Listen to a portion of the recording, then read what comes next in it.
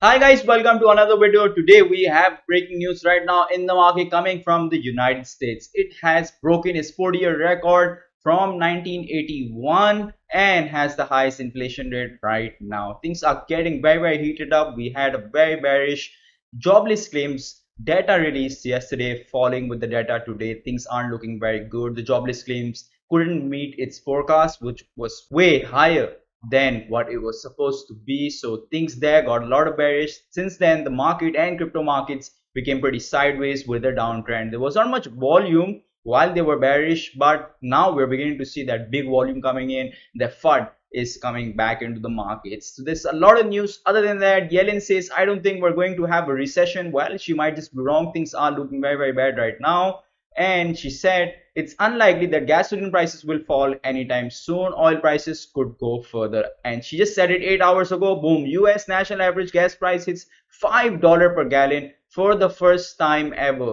Man, this is very bad. US monthly asking rent surpassed $2,000 for the first time in May. So there's a lot of data that's coming out from the United States, just not supporting what the investors would want in an economy like this. Obviously, Bitcoin and cryptocurrency is part of this economy, so we have to really look at this data and take into consideration whatever is happening in the economy. Things are looking very bad here. If we get into another big news, which is only 9.9% of Bitcoin circulating supply is held on centralized exchanges, the lowest level since December 2018. This marks us coming closer to that bear market we had in 2018. So maybe that could just be a hint that we are getting closer to that bottom. And lastly, the Terra employees reportedly confirmed to the SEC that Duocon cashed out 80 million a month prior to Luna and USD crash. So, man, was this actually planned by him or what? Because this news is really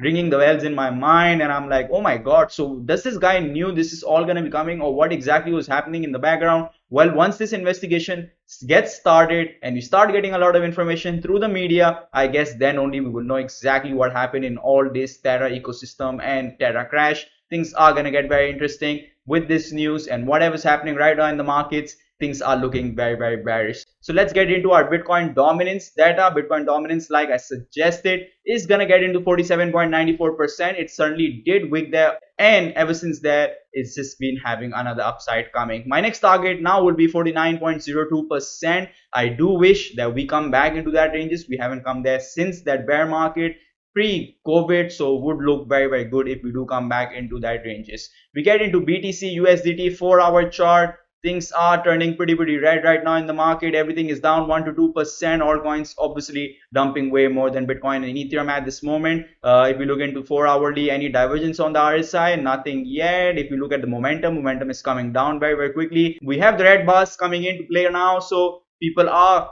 really feeling the heat from this CPI results. This isn't looking very good right now, but hopefully things do get better in this perspective, but we can't do much anything. We have to just see at the data. It looks very bad. 40-year high. If we get into Ethereum, similar structure right now, though Ethereum is kind of making a bullish divergence right now in the market on the 4 hourly. Obviously both the ends aren't meeting right now. This was our last low and this is the current low, and obviously the price is very different. This was the bottom right now, this is the bottom now, and we seem to be dumping more than the last time. If we look into the volume on this chart as well, let me open the volume. So if we look into it, very similar volume bars like Bitcoins. Things aren't looking very good on the 4 hourlies. Everywhere the momentum is coming down, MACDs are down and RSI is down. So market is taking up that heat that came from the data. It's not looking very good right now. If we get into BTC USDT bullish and bearish chart, we are on those falling channels right now. So hopefully we might expect some kind of upside to be coming in this chart, but before that actually comes, we just have to wait and see what happens on the 4 hourlies and the hourlies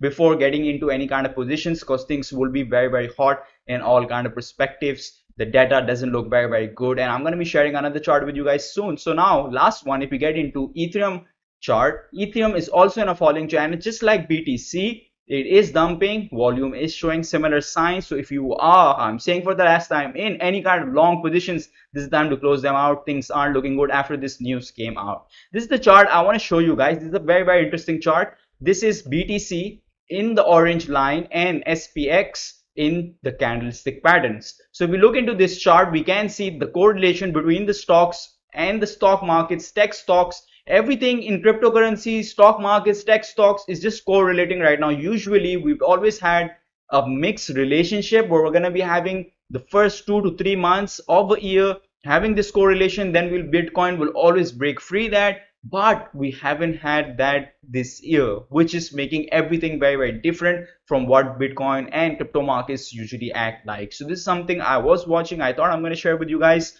This is like, if we see a pump there, we see a pump here as well. Like we see pump here, so we saw the similar pump here, then we see a dump here, then we see a few red candles here. Right now this dump, and now SPX is also dumping. So almost everything in this looks very, very similar. The relationship, the correlationship is working bang on. So this would be something to really watch out for, that bull run that everybody wants, that we need to break out of this cycle in order to feel like, okay, now that the bull run is gonna come. Because if this correlation continues, it's very, very unlikely that a bull run will come into the crypto markets anytime soon. Now we get into Gate.io startup blockchain project discounts. Meta Visa is gonna be out in 1 day 12 hours. Street Runner, one that I am looking forward to because it just looks inspired from Fast and the Furious. Street World, open racing, metaverse, just sounds very, very exciting. It's going to be starting 3 days 19 hours, and we need to get into the newly listed. So on the newly listed, we've had moves pumping about 583%. AQDC also had a massive upside of 300-400%. Now it's just having a pullback. A new candle has just started. It's been a day. I was away yesterday, so I couldn't record for you guys, and